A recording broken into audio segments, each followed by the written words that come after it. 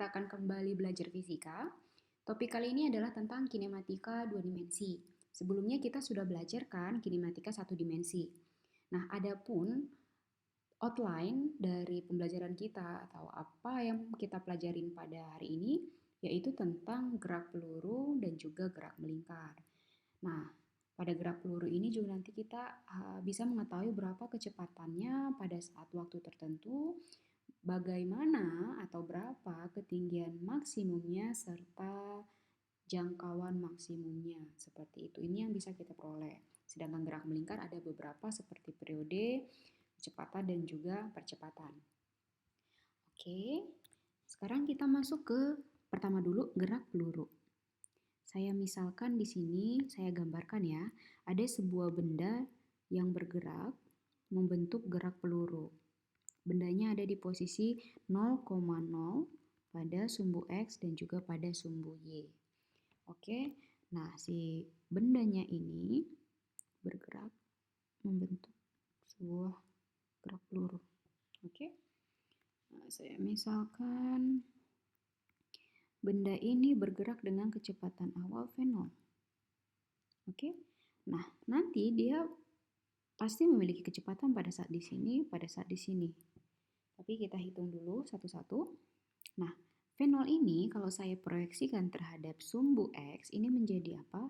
V0 X. Ini saya proyeksikan terhadap sumbu Y, ini saya buat ke sini, ini menjadi V0 Y. Bisa sampai di sini. Nah, gerak peluru itu selalu membentuk sudut. Karena kalau misalnya bola tidak membentuk sudut, peluru itu seperti ini, selalu membentuk sudut tertentu. Kalau misalnya ada suatu bola tidak membentuk sudut atau ya kita bilang sudutnya 90 derajat, ini namanya bukan gerak melingkar, tapi bola dilempar ke atas. Kalau ke atas dan yang ke bawah itu nanti akan memenuhi gerak jatuh bebas, seperti itu. Oke, nah karena dia selalu membentuk sudut, kita beri keterangan, kita misalkan theta. Nah, kita bisa mencari kecepatannya dengan memanfaatkan konsep trigonometri. Masih ingat ya, kalau misalnya sinus theta itu sama dengan apa? Depan dibagi miring. Depannya apa? Ini si V0 Y. V0 Y dibagi V0. Maka V0 Y sama dengan V0 sinus theta. Begitu juga kalau kosinus theta sama dengan V0 X per V0. Maka V0 X sama dengan apa?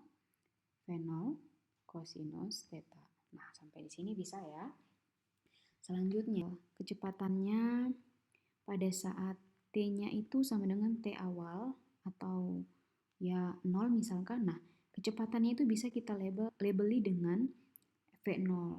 V0 itu masih ingat kan? Kita bisa peroleh dengan cara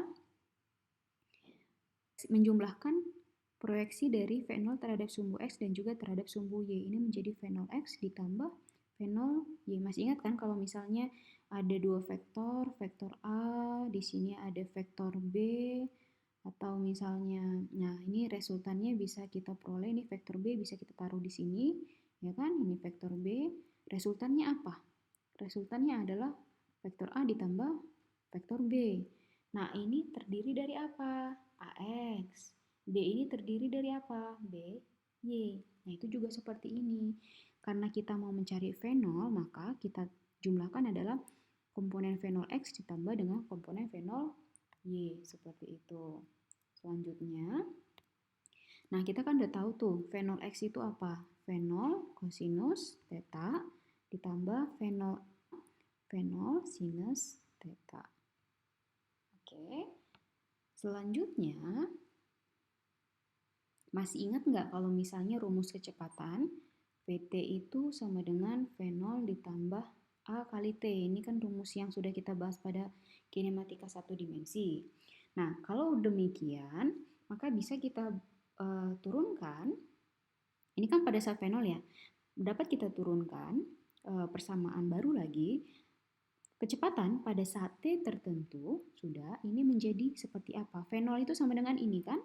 Menjadi V0 kosinus theta ditambah V0 sinus theta ditambah A kali T. Nah, seperti itu kan.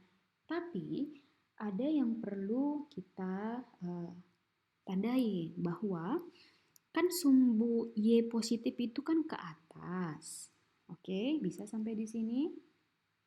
Pada saat T tertentu, kalau misalnya dia bendanya itu di sini, kita mau menghitung kecepatannya di sini, maka eh, di sini ini kita tidak bisa pakai ini kan percepatan gravitasi. Ini kita tidak bisa pakai tambah, tapi kita bikin kurang. Jadi P0 cosinus theta. Nah, ini menjadi P0 sinus theta. Nah, ini kurang G. Ini kan percepatan gravitasi. Percepatan gravitasi dikali T. Ini kurangnya dari situ karena kita mau hitung di sini. Nah, selanjutnya ini kita tetap bikin tambah, cuman yang perlu diingat bahwa ini V0 cos theta itu terhadap apa? Ini terhadap sumbu I. Ini terhadap apa? Ini kan sama nih. Ya kan V0, ini kan V0 X, ini kan komponen V0 X kan? Sorry, V0 Y. Yang ini apa? Tetap juga terhadap sumbu Y. Sehingga bisa kita buat ini dalam kurung, ini adalah J.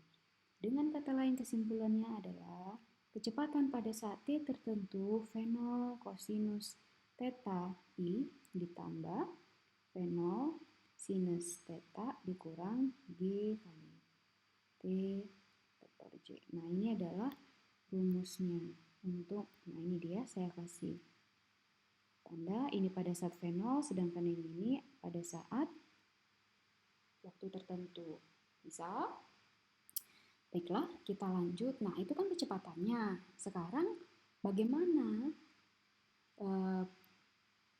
jaraknya? Untuk jarak sebuah objek pada gerak parabola akan kita bahas pada video selanjutnya. Stay tune ya.